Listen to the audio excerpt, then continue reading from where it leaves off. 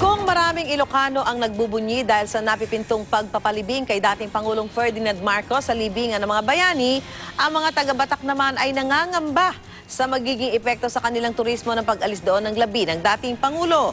Narito ang report ni Salima Refran.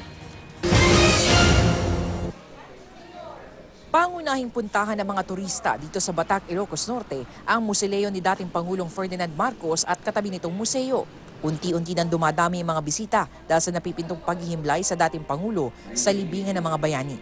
Milyon ng supporters pa rin ng ating Pangulo.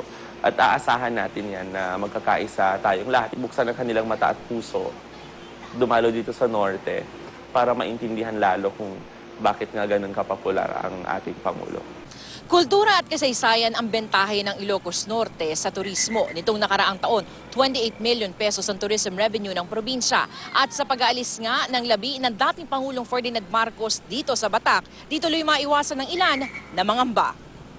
Malaking porsyento ng lungsod ang kumikita sa turismo, mabenta mga Batak souvenir items. Mawawala na yung mga turista na pumupunta dito, kukunti na lang, kaya ma-decrease yung mga incomes. Si Marilyn Agapay, higit 2 dekada nang nagtitinda ng Ilocos Empanada malapit sa Marcos Museum.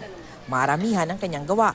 Nasa 200 empanada kada araw ang ino-order sa kanya ng museum dahil sa pagdami na ng mga bisita. Gusto ko rin na mailibing siya pero mas komportable akong dito siya kasi marami pong umaasa din na pag maraming turista, dito po kami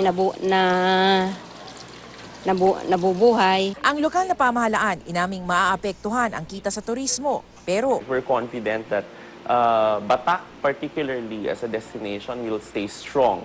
Final conceptual and technical plans are being done already for the redevelopment of Batak as a park city. ito ang unang balita mula Batak, Ilocos Norte. Salima Refran reporting.